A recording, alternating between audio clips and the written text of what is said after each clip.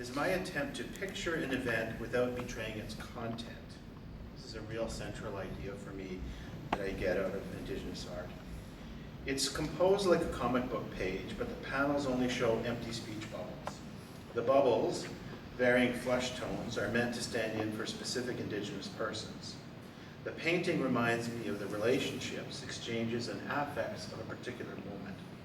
Most importantly, it allows me to show what happened without giving anything away.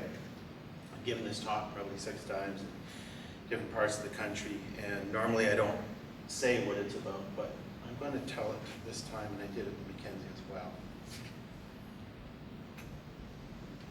This is a painting by R.G. Miller Lahakas called Rape, and it's the least difficult picture to look at of all in the series. So during an Aboriginal Curatorial Collective Symposium at the National Gallery in Ottawa, a non-Indigenous academic championed the art of an Indian residential school survivor, Mohawk artist R.G. Miller Lahakas. So the Aboriginal Curatorial Collective has been around about 7 years now, and I was an early member, and it's Aboriginal curators from across Canada. Probably only out of, I would say there's probably 60 people who identify as Aboriginal curators who have curated some exhibitions. Maybe only 4 are full-time employed. Some are employed, work-study programs or short-term grants. They don't get picked up, so it's a bit of a crisis. So we got together, but also a lot of art galleries and museums are really curious as how do we curate Indigenous art, and hire Indigenous curators is the first answer. So we professionalized in order to push forward agendas and actual people. And Michelle LaValle who's now at the Mackenzie Art Gallery, was at one of these meetings in Saskatoon, and Timothy Long came and she was on a panel, and he said, that's our gal. So it has been very effective in so many ways, in policy and also personality. So imagine a group of primarily Indigenous cultural workers, mostly curators, academics, very smart people. Maybe a third of the audience, maybe half, are non-Indigenous, but also definitely I would call allies of a long-term sense, and quite a few students as well.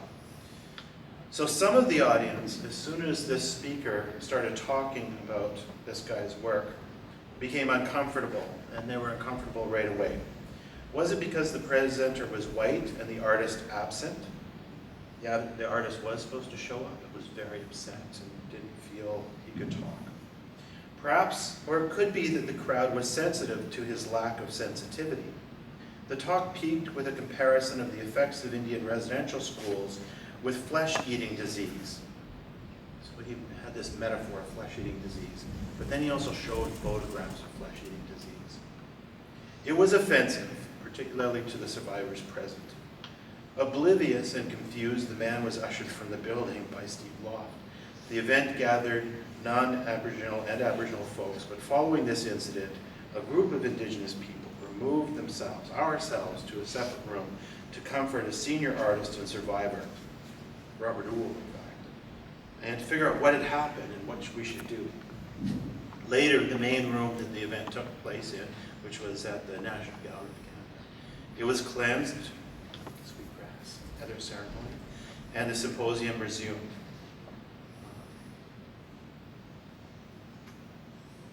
So this is the event. So, actually, I'm not going to point them out, but the icy speeches, people who were very cool and upset about the situation. There's other figures that are, this is the guy who was talking right here. People trying to mediate, and then the rest of the people in the audience. And in fact, I've shown this painting to people who are involved, and most people could identify what happened. And then at the bottom right-hand corner is us gathered together, figuring out what we're going to do next, trying to comfort Robert. So there's no need to detail this incident further. It's only one example used to hint at the challenges of reconciliation in the curatorial and academic arenas. One lesson: while decolonization and indigenization is a collective work, it sometimes requires occasions of separation, moments where Indigenous people take time and space to work things out among themselves, and parallel moments when allies ought to do the same. The second lesson, the professor in question, Neil Keating, is not a curator, but an anthropologist who, perhaps out of a sense of justice, felt the need to play the part of a curator.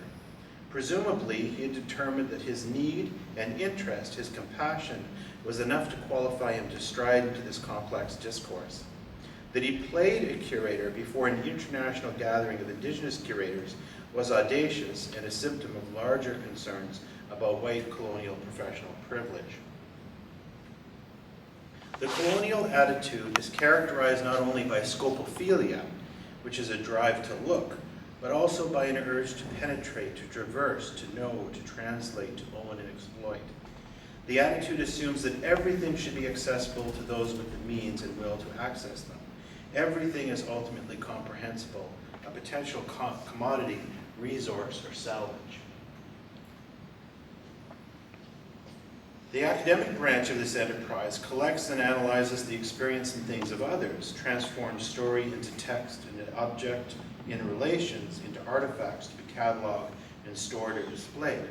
The primary sites of Indigenous resistance, then, are not the rare open battles between the colonized and the dominant, but the everyday active refusals of complete engagement with the agents of exploitation and assimilation. This includes speaking with one's own name in one's own way, refusing translation and full explanations, and refusing to be a native informant. I mean, all of us know you're encouraged, by SHRC and other grants, to exploit your colleagues or your friends as though they're a natural resource. And that can be very troubling, especially when you're not returning something to those communities. This is a Rebecca Belmore video piece where she's just sitting there, but it looks like a still, but you can see her moving slightly. And it was in Indian Residential School exhibition this last fall at UBC. I'm interested in Indigenous refusal, particularly why many Indian residential school survivors do not participate in Canada's Truth and Reconciliation journey, and how this non-compliance signals the need for forms of creative representation outside of the current reconciliation narrative. I'll outline how Indigenous resistance to the reconciliatory gaze can inform the development of sovereign display territories, a little bit, mostly I'm going to avoid that section. But this essay also looks to possibilities other than separatism, to the development of non-colonial Indigenous and non-Indigenous curatorial projects, academic and artistic collaborations beyond the project, currently known as Reconciliation. The sanctioned performance of reconciliation is foundationally distorted. Testimony produced for the Truth and Reconciliation Commission, the TRC, is constrained by non-Indigenous narratives of closure, by Western religious ideology, by an emphasis on individuals over communities, by the public display of victims but not perpetrators, and by the degrading and corrupting influence of cash for testimony. As a result, not all stories are welcome in these official sites, and not everyone is interested in engaging this often humiliating theater. If artistic and curatorial practices that are critical of this structure, or that emerge out of experiences and ways of working and being that cannot be accommodated or contained within the TRC or traditional academic display mechanisms are to find room for expression, those spaces must be articulated outside of an exploitation and assimilationist project. This is artist Terrence Wool's work. A goal of non-colonial curatorial and art practices is to make room for the production and reception of Indigenous experience and expression apart from the dominant discourse. Some of this work seeks to recover and perpetuate pre-contact culture. Some is reactive, directly challenging colonization and racism. Other practices struggle to describe or perform new ways of being that are cognizant that a return to pre-contact conditions is impossible, and that total assimilation into the dominant ideology should be cultural genocide is unacceptable. And more recently, there are performative dialogues, for example, among First Nations artists and New Canadians, that shift emphasis from themes of oppression and resistance to the production of generous moments of empathy and agreement beyond conventional native settler binaries. In each case, the goal is to resist and transform colonial ideology and behavior, This change, indigenization, is not for Indigenous people alone. In environments of perpetual conciliation, non-Indigenous people struggle with their inheritance of privilege, also unlearn the colonial attitude, and work towards non-colonial practices. I described this performance yesterday, and to me it's the best one I've seen of any kind of collaboration. Often when artists collaborate, Indian guy rules, and non-native person is sort of on the side, and Rebecca Belmore has done that, and others. But this is a rare case. So Peter Morin is a Tahltan guy from the West Coast, and now teaching at Brandon University, just moved there in January. And he's doing a performance around Indian residential schools, particularly aspects of humiliation.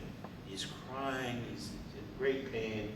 There's other he's dirty because he's rubbing his face in the hair that he's drawn on the walls behind. And Ayumi comes in, and she's acting very traditionally Japanese. In other performances, she's actually worn a kimono.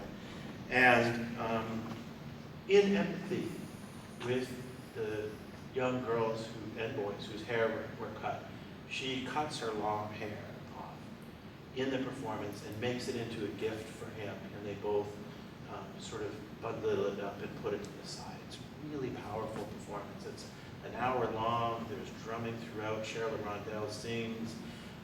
It's incredibly powerful. But what she's doing, Ayumi's doing with Peter, is she's not under the burden of European settler colonialism in the same way that a non-Indigenous white person would be. She's second generation. She's come to Canada to learn how to be a settler, so to speak. But by learning from a Tahltan person, her experience would be entirely different than if she learns how to be a settler from the Canadian Empire. So it's an incredibly powerful performance. And the shape of things to come, in my view. I'm going to jump into a totally different section. Hopefully all the pieces will add up. So one of my favorite essays of all time is by Bell Hooks called The Altars of Sacrifice, Remembering Basquiat. Bell Hooks explains that the young African-American artist, Jean-Michel Basquiat, his paintings are like a wall, this is a quotation, a wall between him and the established art world. His works are a barrier designed to be a closed door and like a secret chamber that can only be opened and entered by those who can decipher hidden codes, close quote. She says also, his art is closed to the Eurocentric gaze and is only fully available to those who share like experiences with the work's creator. The codes are not just signifiers that can be converted into denotative signs by a competent reader, though that is an important aspect. They also have empathetic undertones in tune with the felt relationship and wordless understanding shared by members of a culture. And this seems like a weird thing to jump to, but I'm fascinated by this meteorite. And actually, I have a pre-speaker who can help me out with this. Is it Papa Iwa Hassini? No. Hassini. And so this is a meteorite that was that the Christians who came said was worshipped by the Aboriginal people in southern Alberta, but it wasn't. It was a Manitou stone. It was a sacred rock, which was said to contain the face of the Creator. Science would call it, a meteorite, a 4.5 billion-year-old meteorite, and it's currently at the Royal Alberta Museum. But in the 1880s, missionaries seeing the people, they said, worshiping the rock, stole it and placed it in a church at Lac St. Anne. If you were at one of the other talks, I mentioned Lac St. Anne is really important to me, all the people, sacred site before it became Catholicized. But even the Catholicized version is very close to traditional Indigenous practices, and it attracts 10,000 people every summer. Anyways, from there it went to the University of Toronto and then to the Royal Alberta Museum, and the people are trying to get it back. So the missionaries deliberately tried to took this object away to break the backs of the people. So I want you to be thinking about this object and any object that any culture holds as not the creation of a human being alone, even though it may have been made by human hands, or sacred sites, anything. It's true across all cultures, not just indigenous cultures here. So every culture circulates around a set of objects and spaces that are beyond property and trade. They are the national treasures, sacred sites and texts, symbols and meanings that are the community's gravitational center. The objects and their protection define the culture, hold its many parts in orbit. The colonial attitude, the state of mind required to assume control over the space, bodies, and objects and trade of others, begins by refusing the living relational value of these entities. It's important to think of them as entities rather than as objects. This is done in one of two ways. Either the colonist refuses the sacred character of the object or site because it derives from a metaphysical system that it rejects and favors its own cosmology, Christian or scientific, or in a recent and more sensitive version, materialist scholars reckon the semiotic value of sacred objects, but do not experience their symbolic value. That is, they're respectful, they recognize the object's value for believers, but not for themselves, which is the same thing as saying that it's a myth or something that's not true. Because of their objectivist creed and position as outsiders, materialist scholars do not know the essential sacred qualities of these entities from within the believer's lived experience. As a result, you can read about Aboriginal art by non-Indigenous writers and receive anthropological insights, learn about the history, sociology, economics, political meanings, and occasionally the aesthetics of the works, though I would argue usually not. But it is very rare for such texts to include, for example, narratives about how one feels about these things. How, as Bell Hooks says, one, and this is a quote, was moved, touched, taken to another place, momentarily born again. If you have a chance, it's a great essay. And that's just, all this stuff's just like from the first page. It's a masterpiece. So these accounts are either not included because they're not experienced by the person speaking and writing, or more likely excluded because such confessions lie outside the objectivist discourse of these disciplined texts. Such writings keep the first person, the author, at a distance from the First Nations artwork or sacred objects. Hooks argues that if the critics in her Basquiat examples are, quote, unmoved, then they're unable to speak meaningfully about the work, close quotes. This is the opposite of what Western aesthetics usually says. You have to have a critical distance.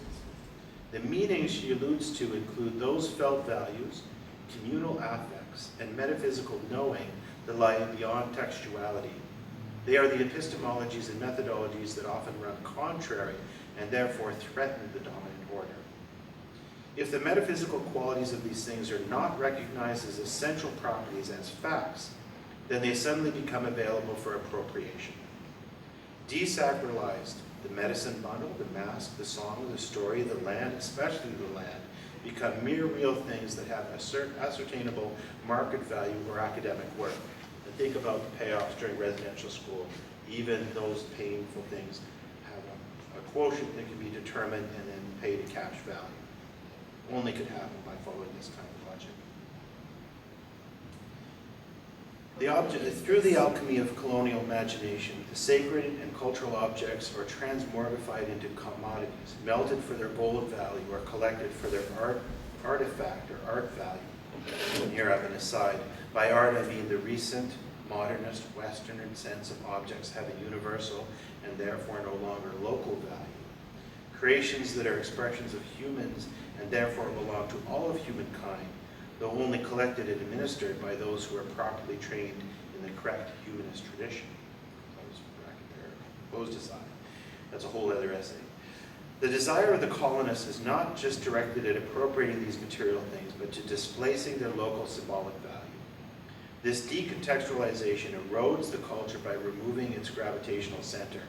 The same operation happens when indigenous lands are converted by colonists from sacred and eternal relationships with the people into property, separable from the people. Another aside here.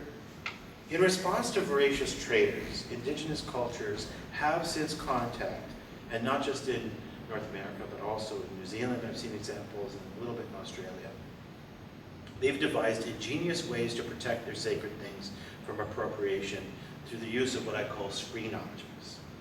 In Freudian psychoanalysis, screen memories are seemingly insignificant and incomplete memories that both suggest and conceal meaningful but repressed content. In order to satiate settler cravings for their sacred objects, the Maori, Haida, all indigenous people produced and continue to produce trade goods.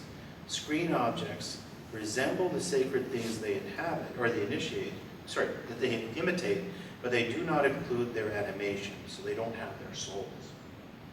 These sculptures, masks, and garments have the patina of the original, but none of the meaning, ritual, or context.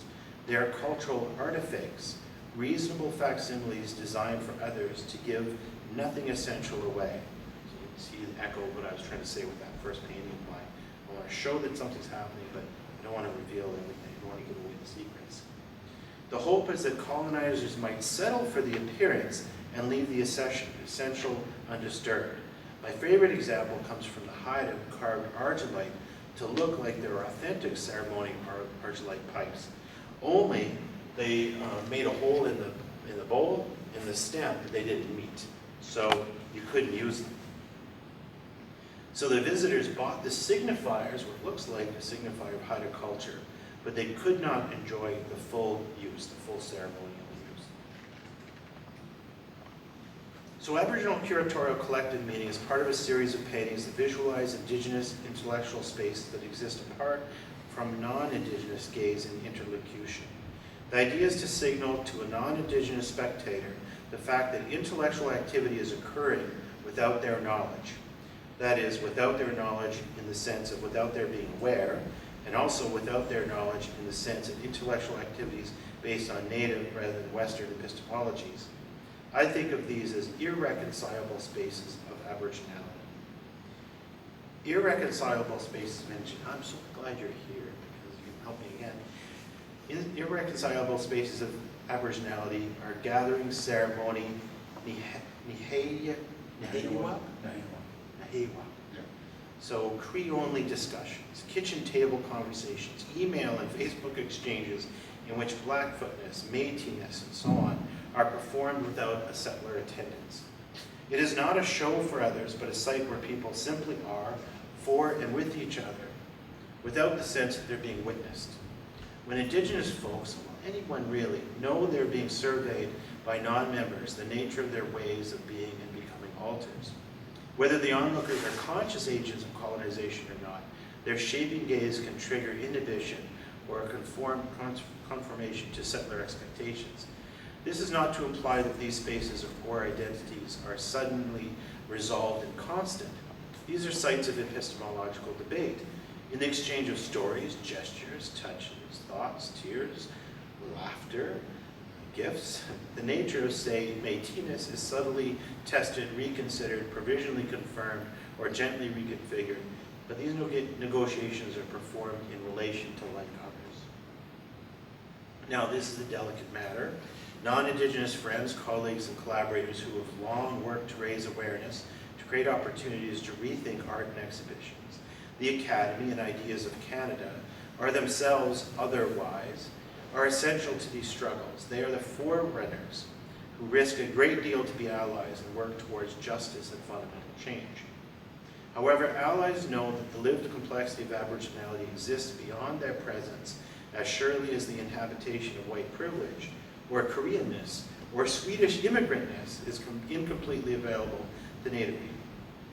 That said, these boundaries are not absolute but a matter of degree.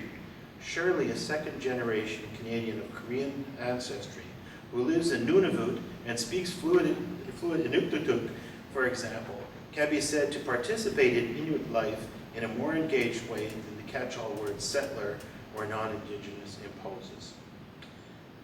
A purpose of anti-racist work in Canada is for settlers to learn more about their hosts and hosts to learn more about their guests, to move through proximity, listening, empathy, cooperative inquiry, and action to a state of racial confusion.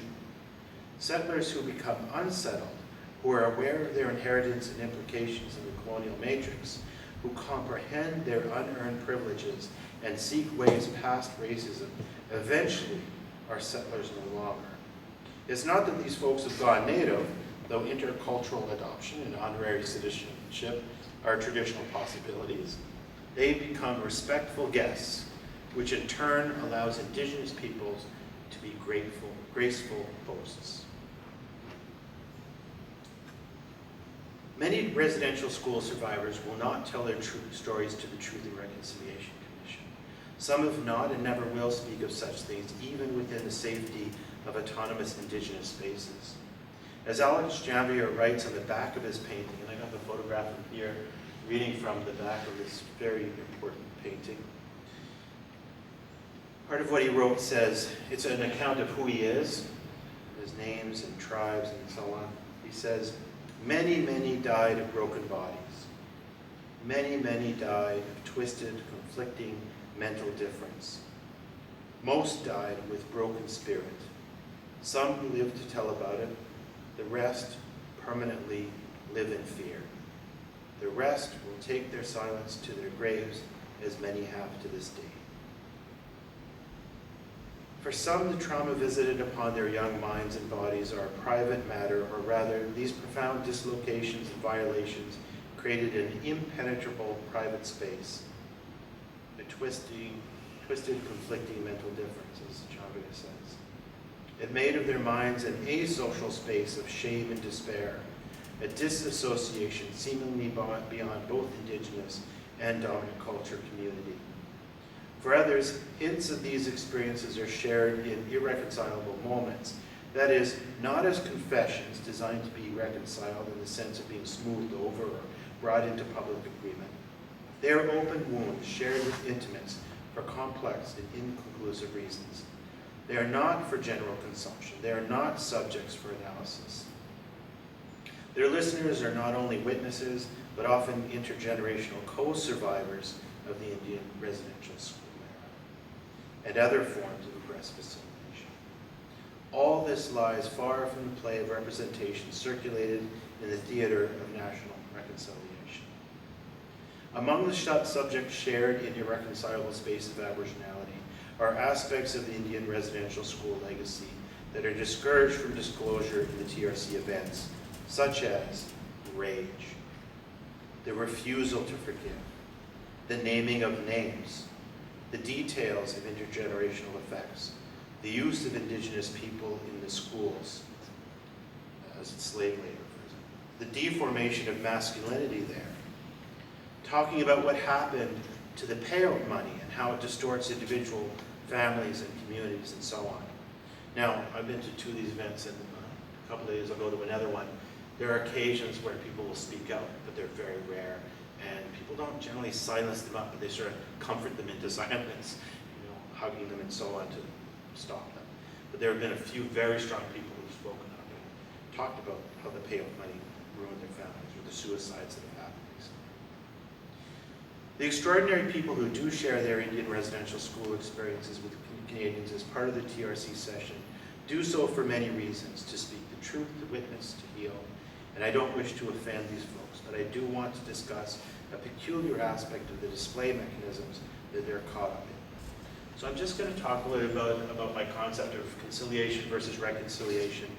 And then, as I say, I'm not going to do an uplift to talk about all the great ways people are creating new forms of curation in art, because I think it's more interesting for us to sort of hover in this anxiety, and then we can have a conversation. So conciliation is the action of bringing into harmony. It is an extrajudicial process that is a conversion of a state of hostility or distrust, the promotion of goodwill by kind and considerate measures, and peaceable or friendly union. The word calls to mind the meeting of two previously separate parties into an amicable process. So that's conciliation. That makes sense. Reconciliation, the word that TRC prefers, is a seeming synonym with a difference. Reconciliation refers to the repair of a previously existing harmonious relationship. In the present situation, this word choice imposes the fiction that equanimity was the status quo between Indigenous people and Canada.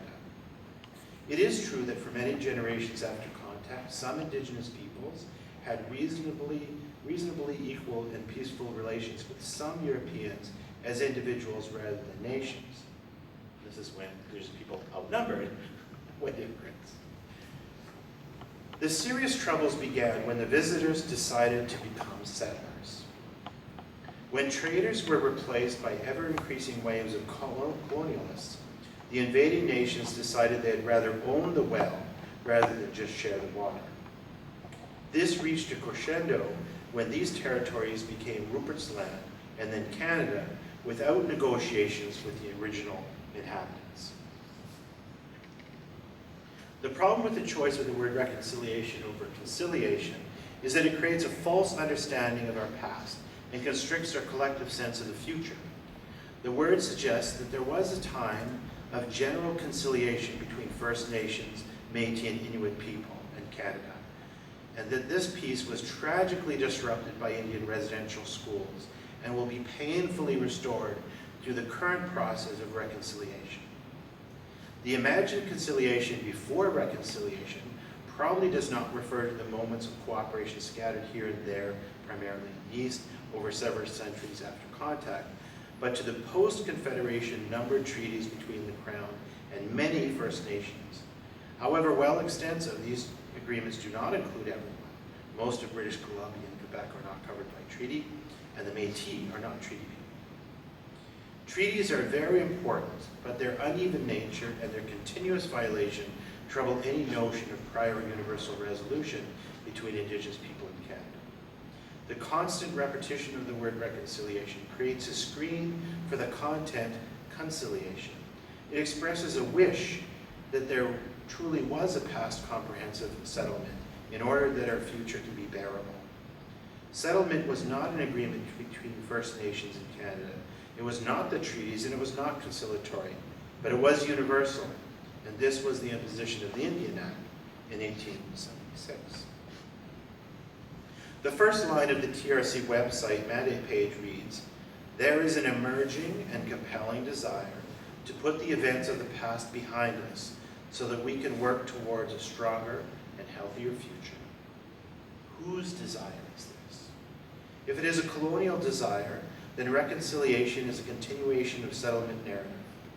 The word conjures images of halcyon moments of conciliation before things went wrong as the site of national origin. It pictures the Indian residential school era as an unfortunate deviation rather than just another aspect of the ongoing colonial struggle to contain and control Indigenous people, territories, and resources. The present colonial desire is to put the events of the past behind us and reconcile Aboriginal people with this narrative. The reconciliation narrative anesthetizes knowledge of pre-contact Aboriginal sovereignty and creates in settler minds the sense that Indigenous people are Canadians like them, that they came into being with Canada, that they are simply a minority interest group rather than pre-existing hosts and partners who make Canada possible. Especially from the point of view of the Indigenous leaders who signed the treaties in good faith. Treaties were nation-to-nations conciliations. Treaties recognized the pre-existing and ongoing sovereignty of conciliating parties. This understanding is eloquently figured in the two-row treaty wampum belts. Two boats, in this case,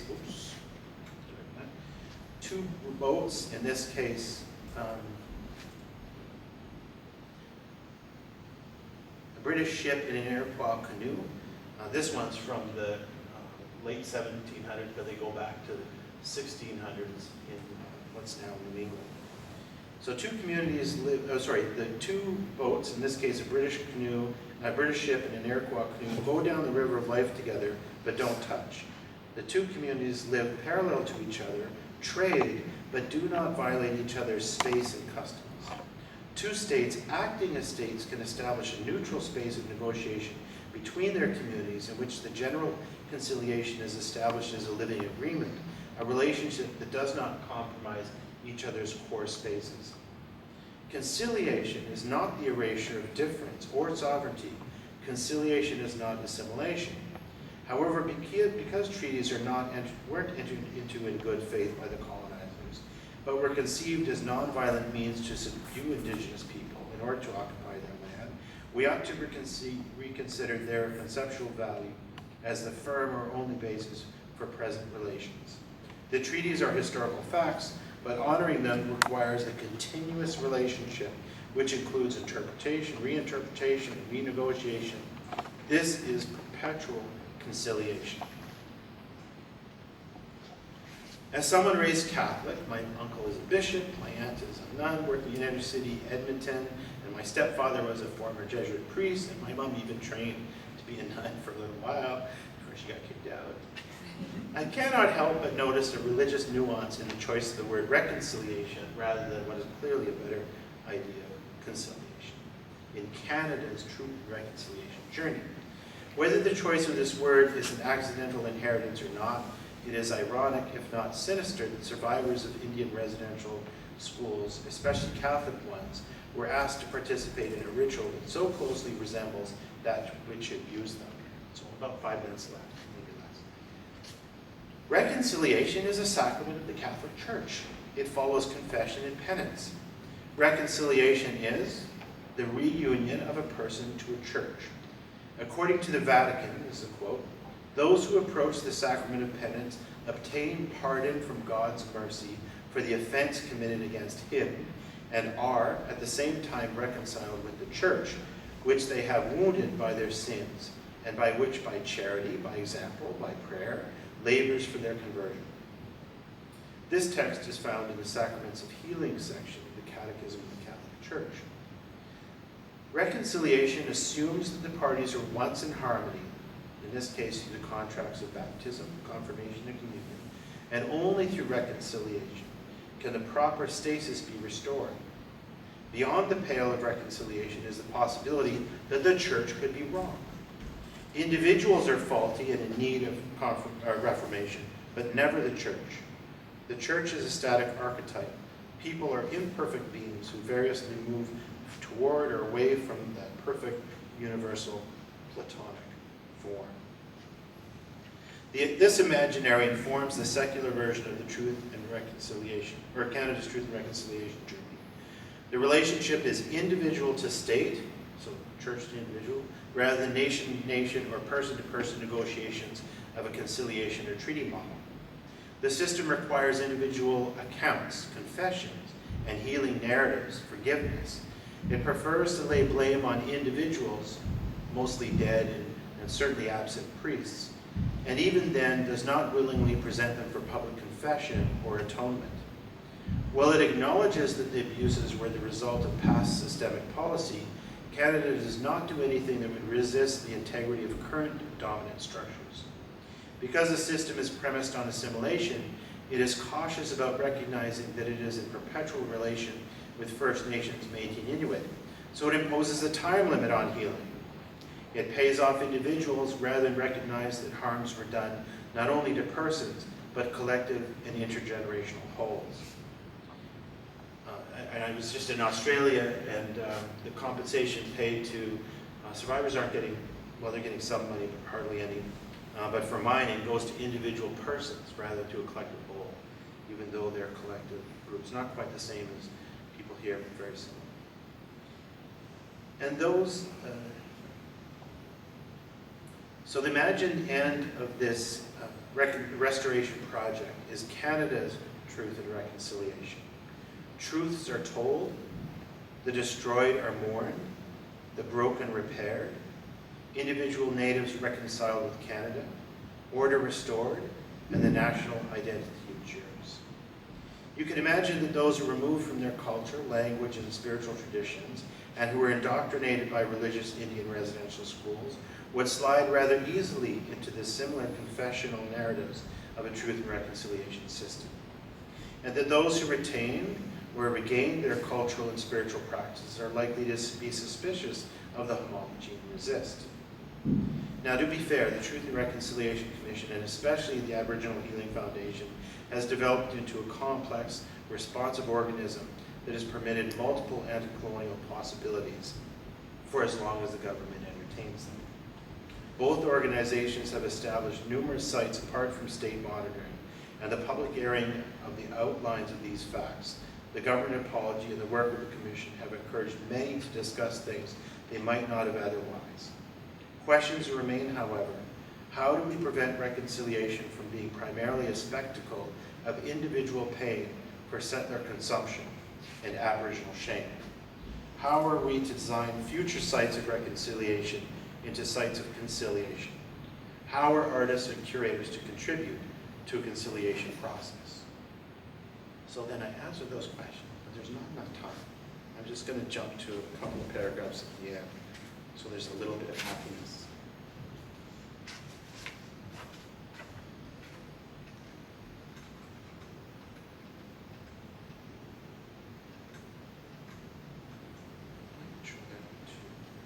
This is a really, really beautiful piece. So this is Skinner Reese, a British woman from, I'm not sure what group she's from, but from West Coast. And this is Sandra Semchuk, who spent a lot of time in Saskatchewan. He was married to Dave Gutt. And they made this video, and all it is, a little bit of language you can sort of hear. Sandra Semchuk sitting in a tub, big old-fashioned tin tub, zinc tub, and Skinner's just washing her. And that's it. They look at each other, a little bit of tears. It's amazing. And this is work she did going 20 years back with her partner, James Nicholas.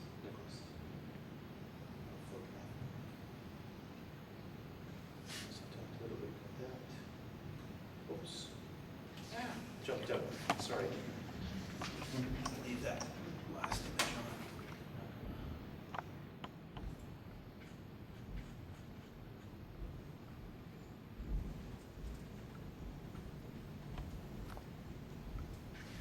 A little bit of hope. So, government ideology and funding has created a spectacle of the Indian residential school experience as a means to distract from larger issues. Before that, I was talking primarily about the environment and land issues.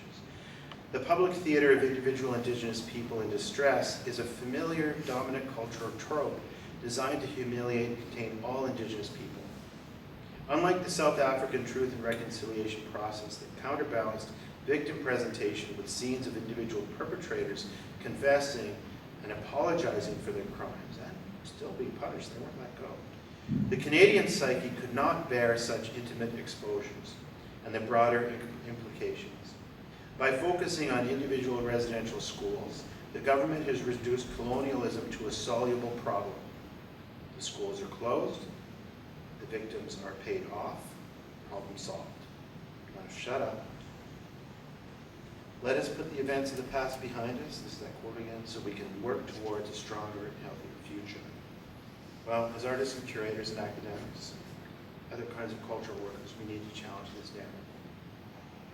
We should not be in such a rush to let our words imagine a reconciled, healed future. Our creating the conditions that engender the sharing of facts and forms that cannot be easily appropriated, measured, and contained.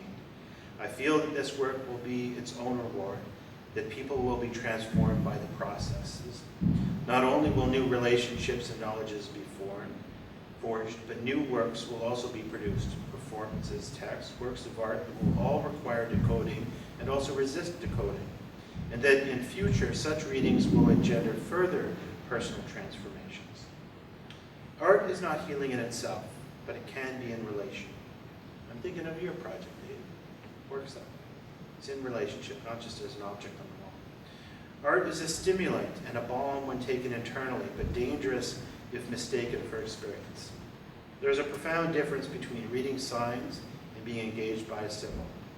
Sharing in a discourse about histories, responsibility, and transformation among artworks and with other human beings is a corrective to the colonial desire for settlement. The paintings at the start of this essay, the Aboriginal Curatorial Collective Meeting and Aboriginal Advisory Circle Meeting, try to picture irreconcilable spaces of Aboriginality without giving away any content. I want to signal that something interesting is going on beyond the colonial gaze. At the same time, by using dominant culture vernacular, I want to show that what happens in these spaces is very like what happens in similar spaces, but with different people.